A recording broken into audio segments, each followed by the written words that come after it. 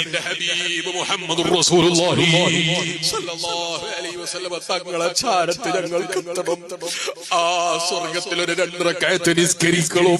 റൗളാ ശരീഫിന്റെ മുന്നിൽ ഇമാം നബവി റളിയല്ലാഹു അൻഹു പഠിപ്പിച്ചതുപോലെ അതോടെ ബഹുമാനത്തോടെ നിൽക്കണം.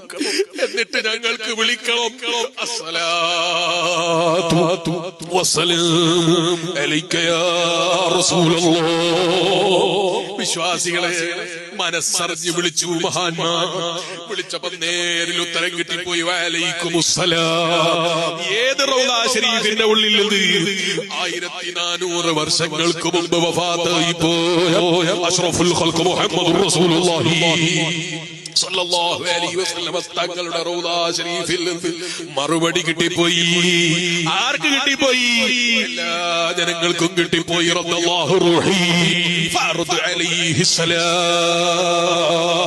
എന്നോട് സലാം പറയുന്ന, എന്നെ ഇഷ്ടപ്പെടുന്ന ആളുകളെ സലാം പറയുമ്പോ അവർക്ക് സലാം മടക്കാൻ എന്റെ റൂഹ് തിരിച്ചു തരുമെന്ന് പറഞ്ഞത് ഞാനല്ല കേട്ടോ, അല്ലാഹുവിന്റെ റസൂൽ മുഹമ്മദുർ റസൂലുള്ളാഹി സ്വല്ലല്ലാഹു അലൈഹി വസല്ലം.